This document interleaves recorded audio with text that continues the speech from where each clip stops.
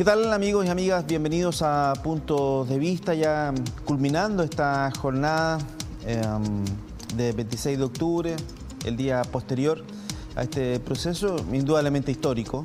Esto va a quedar en la historia de nuestro país. Primera vez que se pregunta a los ciudadanos chilenos si quieren una nueva constitución, incluso quiénes van a participar en la construcción de esa nueva constitución. Así que desde ese punto de vista es histórico también por la participación. Yo pensé que iba a ser mucho más gente. Yo me aventuraba, incluso ayer lo reconozco, a cerca del 60% padrón electoral en participación ciudadana. Pero se llegó finalmente, creo que al 51%, por ahí cerquita, del 51% de participación, lo que es bastante bueno de igual forma. Ya nos acompañan Violeta Montero en este programa, docente del Departamento de Administración Pública. Ella es doctora en Sociología y voy a mencionar que hizo su tesis sobre movimientos sociales, así que Violeta, muy gentil por acompañarnos, gracias. Hola, mucho gusto, muchas gracias por la invitación y gusto saludarte.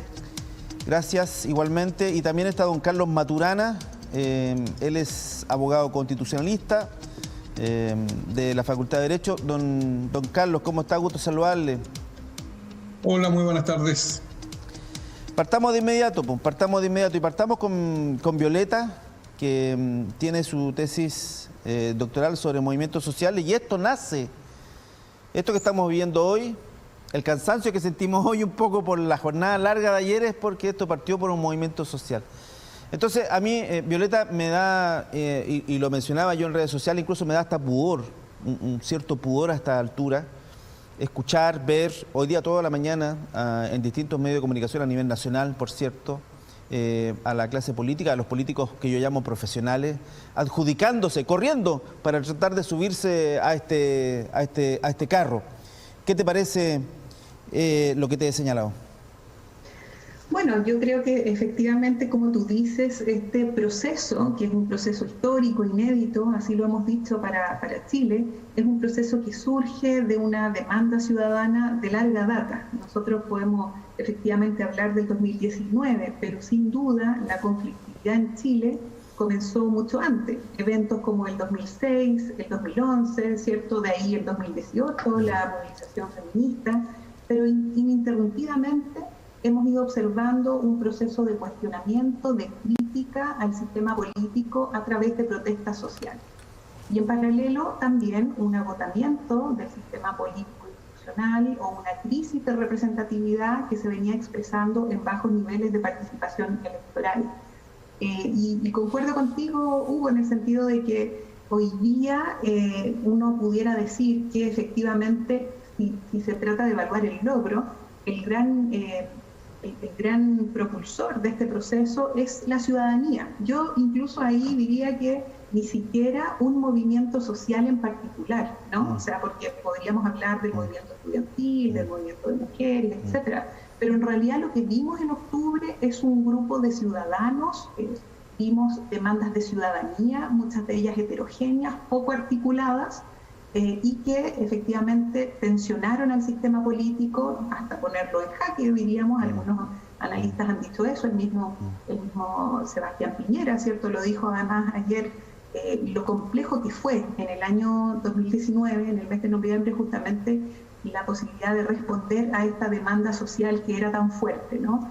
Y por lo mismo compleja, inorgánica.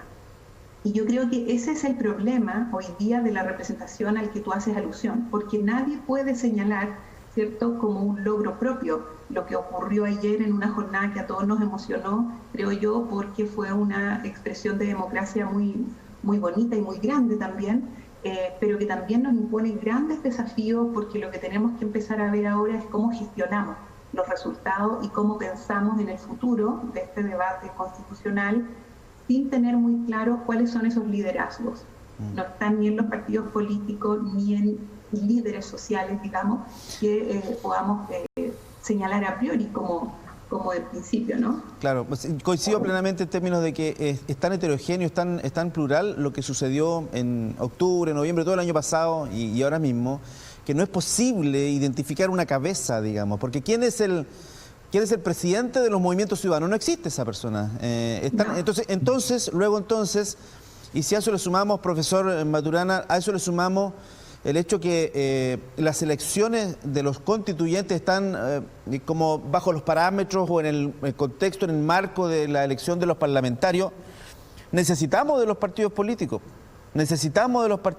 Tenemos que trabajar con ellos para que finalmente esto avance, ¿o no, don Carlos? ¿Y usted cree que eventualmente podrían venir algunas modificaciones a la forma de elección de los constituyentes que implique escindirse, separarse de los partidos políticos y que esto sea ciudadano 100% sin tendencias políticas? A ver, en mi opinión los partidos políticos son esenciales para la democracia. Muy bien.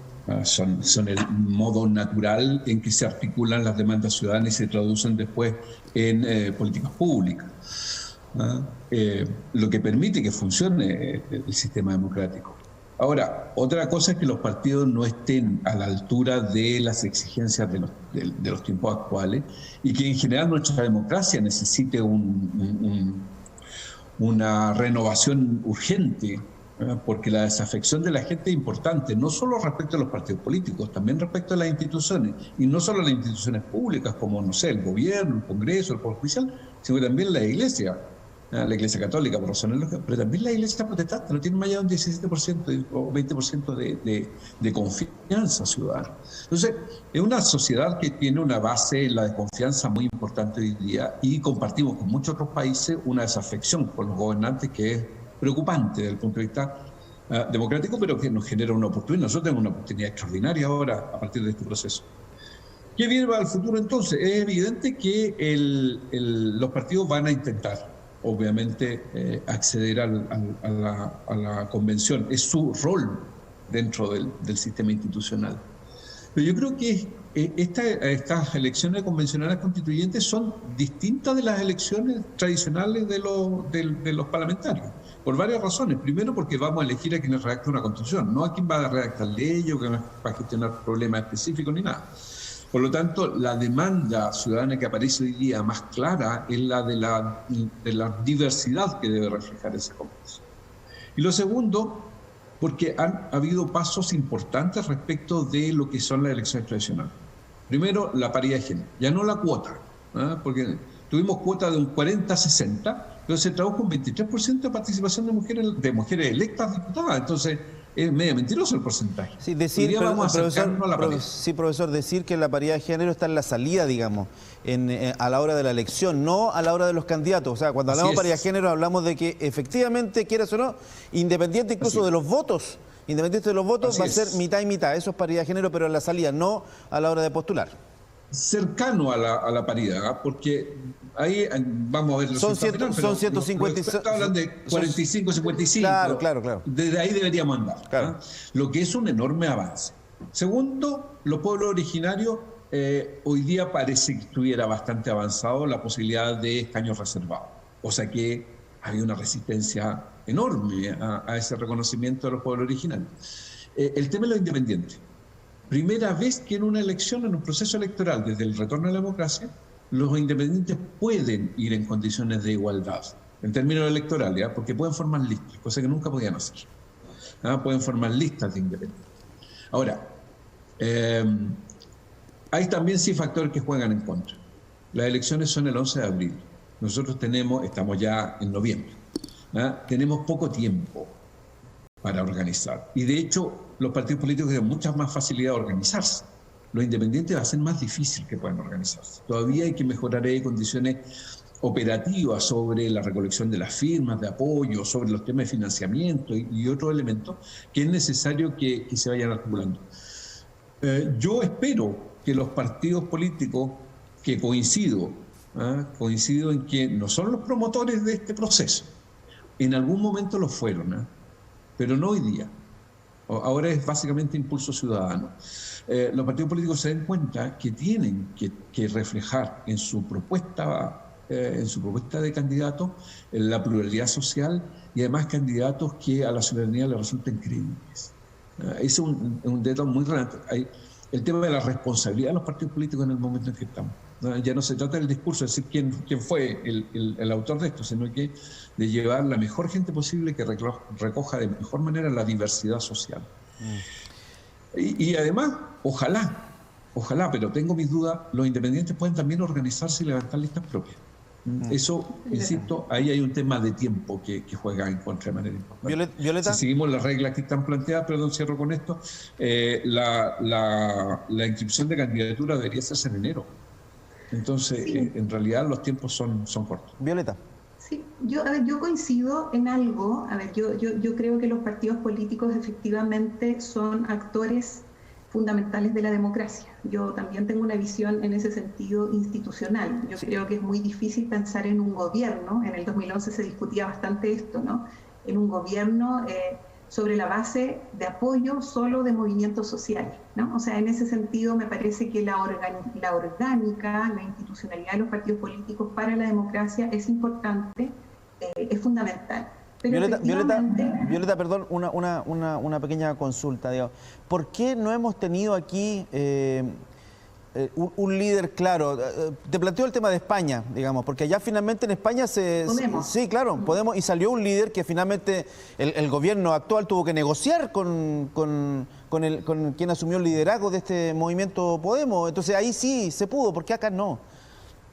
Bueno, yo creo que aquí se combinan varios elementos. Mira, en complemento a lo que yo decía, es que efectivamente cuando la crisis de los partidos políticos comienza a expresarse en Chile, ¿cierto? Hay algunos actos simbólicos que, como el registraje ¿se acuerdan de militantes? ¿Cierto? Sí, claro. Como actos en el sentido de la transparencia. Sin embargo, esos actos de transparencia no lograron, yo creo, resolver uno de los problemas centrales de nuestra institucionalidad política, que efectivamente no es solo hacia la política, es también hacia lo social, que es el problema de la confianza. Yo creo que un problema central de Chile es la confianza interpersonal, institucional, y ese, podríamos decir, es el pegamento de la cohesión social. Esa crisis de confianza se expresa también al interior de la ciudadanía. Nosotros en un trabajo que estamos haciendo con unos colegas, entrevistando a distintas personas no militantes en distintas ciudades del país, esto lo identificamos, lo publicamos en algunas columnas de opinión en el CIPER, y efectivamente lo que se aprecia es que la gente tiene altos niveles de desconfianza, malestar hacia el sistema político, hacia los pocos logros o los pocos derechos que se logran dentro del sistema político, pero efectivamente no logran identificar actores que les representen. Cuando uno pregunta a la gente, ya bueno, pero ¿qué actor del mundo político, del mundo social que representa? No se menciona ninguno, y esa es la paradoja. Yo creo que esa es la paradoja fundamental del momento y es lo delicado que estamos viviendo, que efectivamente hay una crítica profunda a los actores políticos, partidos políticos, pero no hay otra alternativa por el momento.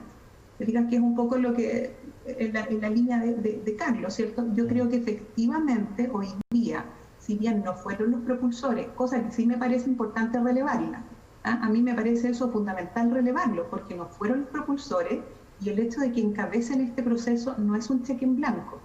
Si algo cambió a partir de octubre del 2019, yo creo que es que quedó claro, ¿no?, que este nuevo, comillas, actor, porque la pregunta es si la ciudadanía movilizada es un nuevo actor, ¿no?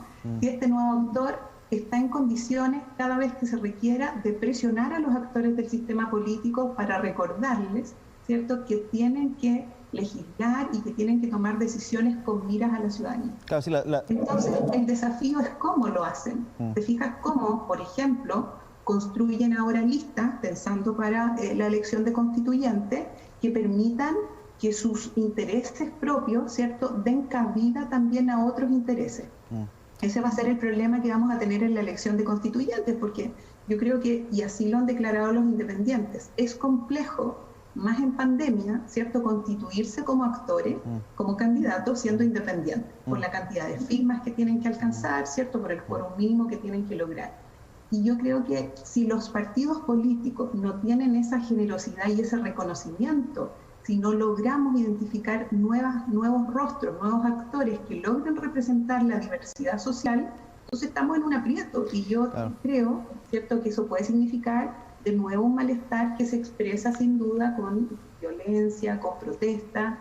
Es un momento muy frágil, yo lo veo con felicidad, pero muy frágil lo que estamos viviendo. Sí, yo decía que en el fondo la sensación que tengo yo, en una cuestión personal, digamos, es que el mundo político actuó en noviembre del año pasado presionado por las circunstancias, más bien por miedo a que estaba frágil el Estado de Derecho, a que podía quebrarse el Estado de Derecho. Entonces tenemos que hacer algo, porque no porque haya un convencimiento real de la clase política chilena hay que ceder beneficios o, ¿cómo le llamaban?, privilegios y ceder cuotas de poder. Entonces, pero bueno, don Carlos, ¿cómo se construye? Mire lo que le voy a preguntar, disculpe, don Carlos, ¿cómo se construye una constitución? Cada proceso es distinto. No hay una receta, no hay una fórmula mágica. Estamos iniciando el proceso constituyente, nadie sabe si esto va a ser un proceso exitoso o no va a ser exitoso. Incluso si llegamos a elaborar una constitución y la aprobamos, nada nos garantiza que esa sea una buena constitución a futuro. Por lo tanto, hay que tomarlo todo con mucha responsabilidad, porque estamos jugándonos bastante del futuro cercano, digamos, el futuro inmediato. ¿Cómo se va a construir, cómo se debería construir esta constitución? Yo diría, y lo voy a retomar con algo que estábamos conversando hace unos minutos, el tema de la participación ciudadana. Yo insisto, esta constitución debe construirse a partir de la participación ciudadana. No vería otra manera de mantener esa legitimidad que ha tomado el proceso. Y eso no es solo, hay un elemento importante de participación en la generación de los constituyentes. Voy a hablar de constituyentes. Esto de los convencionales me tiene un poco, me confunde. Los constituyentes, en la elección de los constituyentes, ahí hay un elemento importante. Pero cuidado, también durante el desarrollo del proceso, la ciudadanía tiene que estar presente, siendo oída en su interés específico, porque no, como tú decías, aquí no hay un elemento aglutinador que pueda hablar por los movimientos ciudadanos, que pueda llegar a acuerdos, negociar. No, aquí se va a tener que expresar muchas opiniones, muchos intereses, muchas visiones particulares, y de eso tenemos que ir construyendo. Don Carlos, perdón, y el tema, yo recuerdo que después del estallido social y se hicieron muchos cabildos autoconvocados, que fue una cuestión muy bonita, muy épica, digamos, y supongo que en algún momento las conclusiones tienen que estar en algún lugar. Un constituyente debería a lo menos tomar en cuenta ese tema, ¿o no? Así es, pero un poco antes, en el segundo gobierno de la presidenta Bachelet, cuando se hicieron los procesos, hubo 90.000 personas que intervinieron de manera directa. Sí. Se realizaron más de 8.000 encuentros locales autoconvocados. Sí. Se realizaron cabildos provinciales y toda esa información está. Y eso se guardó en un cajón. Eso se guardó en un cajón, lo recuerdo claramente. Ese es el punto. Porque lo que después se construye a partir de eso, en mi opinión, es pésimo. Y se construye para cumplir. Se manda en los últimos días del gobierno y el presidente Piñera dice: yo no voy a seguir. Claro.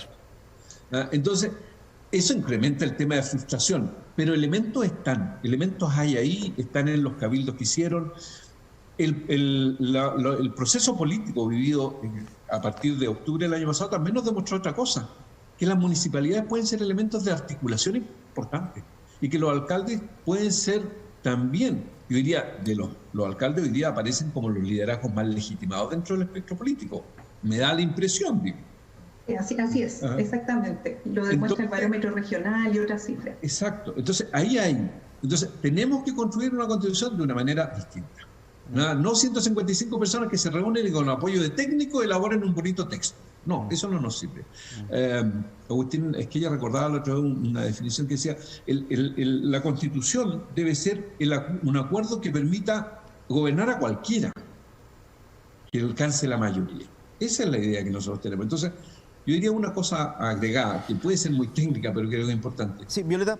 No caigamos en la tentación de hacer grandes constituciones que regulen todo. Sí, claro. Y eso no sirve. Porque va a pasar eso seguramente, digamos, en algún momento va a tener que llegar a esa discusión. Oye, ¿por qué no miramos lo que pasa en Inglaterra? Cambiamos nuestro sistema de república por uno parlamentario, no, hagamos esto otro mejor. Una vez un conocido dirigente político, no voy a decir su nombre aquí, me dijo: mira, un camello es un caballo, pero hecho por una comisión. Entonces, así es. Convertir, claro, con el fondo todos ceden y al final termina siendo una cuestión que nadie entiende. Entonces, yo imagino que mirar algunos modelos, Violeta, será parte también del proceso. Mira, yo creo que hay que recurrir a todo y además que va a pasar que van a llegar constituyentes sin experiencia y sin conocimiento. Y es bueno, perdón, ¿no? Es bueno eso. ¿Por qué no puede llegar un dirigente portuario? ¿Por qué no puede llegar incluso Exacto. una dirigente de las asesoras del hogar que saben perfectamente lo que pasa a ese nivel, digamos? Eso puede ocurrir, pero eso impone un desafío muy grande también, ¿no? Que es que efectivamente yo creo que es necesario tener un análisis comparado que nos permita aprender de las experiencias, incluso de experiencias cercanas, lo que ocurrió en el Camino de Bolivia, ¿cierto? El Camino de Ecuador, o sea, mirar esa experiencia comparada, pero efectivamente resolver las dinámicas de deliberación que vamos a establecer a través de un reglamento claro, consensuado. Yo creo que lo que ha mostrado la experiencia comparada es que la posibilidad del bloqueo del debate, del diálogo entre actores distintos, es probable, es posible y es peligroso. Bueno, Carlos se refería a lo procedimental y eso suena como un ideal, pero yo además, desde mi formación te digo, eso metodológicamente es complejo, ¿no? Es cómo establecemos ciertos procesos de diálogo social que efectivamente puedan darse, en primer lugar, entre los constituyentes, pero que tengan una ligazón con la ciudadanía. Y eso pasaría, por ejemplo, por audiencias públicas, por mecanismos de participación en el cual se vaya recogiendo la opinión ciudadana de tanta diversidad, porque ese es el tema, ¿no? De tanta diversidad, van a empezar a surgir grupos, veía hoy día además el surgimiento de grupos de empresarios, las voces de los regionalistas, ¿cierto? Carlos ya mencionaba las mujeres, los pueblos indígenas, ¿no? Las diversidades sexuales, la discapacidad, o sea, hay tanta diversidad y la perspectiva de género, ¿no? Tanta diversidad que va a querer establecer su voz dentro del debate constitucional. Metamos ahí, por favor, la descentralización administrativa del país, que lo necesitamos mucho. Totalmente, yo te decía las voces regionalistas, que para mí también son uno de los temas más importantes, junto con otros, pero efectivamente la distribución del poder. Sí. Yo concuerdo que efectivamente la nueva Constitución es la posibilidad de pensar en un nuevo pacto social y territorial, y eso significa un nuevo pacto que distribuya poder, porque además se nos vienen, no hay que olvidar, el proceso constituyente, pero varios otros procesos importantes, como la pronta elección de gobernadores regionales. En abril también. En noviembre tenemos elecciones de primaria, ¿cierto? Y luego elección de gobernadores regionales y de autoridades locales, y eso es tanto o tan importante para nuestro territorio y para pensar en nuestra región como este debate. Entonces creo que tenemos que estar pensando en esta forma de establecer canales, ¿cierto?, más permanentes, más sistemáticos, que es complejo, entre la ciudadanía y los actores políticos institucionales, ¿no? Pensando en los constituyentes como actores políticos que ahora van a estar institucionalizados bajo esta figura democrática que se ha ido estableciendo de buena forma, a mí me parece, ¿no? Y ahí mirar experiencias, como digo, pero también ser innovadores en el sentido de trabajo territorial, de mecanismos que hagan uso de tecnologías de información, consultas en línea, ¿te fijas? O sea, una serie de otros elementos, y efectivamente los diálogos de Bachelet fueron procesados por un grupo de análisis lingüístico. Existen software para eso, existe inteligencia también artificial hoy día, o sea, hay una serie de métodos que tenemos que poder combinar, y las universidades, yo creo que ahí tenemos un rol. De hecho, las universidades participamos, la Facultad de Ciencias Jurídicas, ¿cierto?, participamos bastante en octubre del 2019 propulsando, o sea, generando condiciones para la realización de cabildos autoconvocados. Y nuestro desafío es sistematizar para traspasar esa información a los tomadores de decisión, ¿cierto? Y ahí tenemos una tarea, yo creo, larga en este periodo. Sí, estamos ya terminando, no se nota, pero llevamos media hora conversando aquí los tres, muy entretenidos con este proceso que se nos viene y que es inédito. Quiero terminar con dos preguntas en uno. Primero, el plebiscito de salida obligatorio. Yo entendí un poco la lógica de eso y me parece bien, digamos, para darle absoluta legitimidad y que no haya ninguna duda de la legitimidad de ese proceso. Primero, su opinión sobre eso, a los dos, don Carlos primero y después Violeta, y en dos palabras, si tienen esperanzas de que esta oportunidad que los chilenos nos estamos dando a nosotros mismos, digamos, la vamos a aprovechar bien. Don Carlos, y terminamos con Violeta.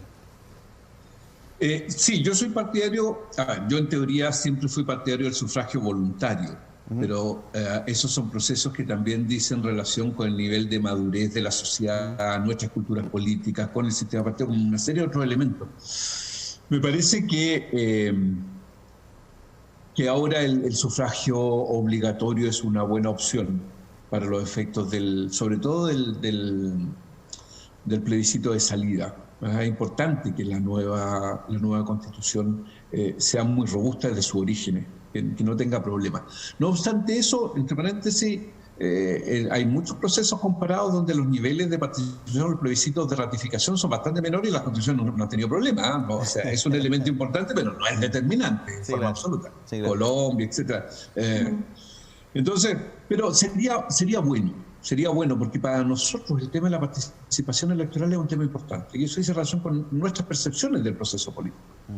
Y lo segundo, sí, yo tengo una enorme esperanza. Estamos en un momento histórico desde el punto de vista que tenemos la oportunidad de conversar entre todos lo que queremos hacer a futuro, cómo nos queremos ver, cómo nos queremos reconocer, que eso en definitiva es la Constitución, el cómo vamos a distribuir ese poder del Estado que es tan grande, y cómo vamos a proteger a los ciudadanos frente a eso y cómo vamos a potenciar su desarrollo. Esos temas son extraordinariamente relevantes y yo creo que el contexto que nos da el movimiento social es extraordinariamente positivo. Yo creo que es la gran oportunidad que tenemos de refundar el sistema político y el pacto social. Violeta, las mismas dos preguntas. Bueno, mira, yo creo que respecto de la primera pregunta, a mí me parece bien la existencia de este plebiscito de cierre, pero me parece que eso nos impone el desafío de que el proceso constituyente sea un proceso que cuide la legitimidad que se ha alcanzado. Tú decías al inicio, logramos alrededor de un 51% de participación electoral a nivel nacional. Eso rompió una tendencia que venía a la baja, alrededor de un 30, ¿cierto? 35, un tercio, claro, por ciento de participación electoral. Deberíamos tratar de mantener mínimamente esa participación que hemos logrado o aumentarla.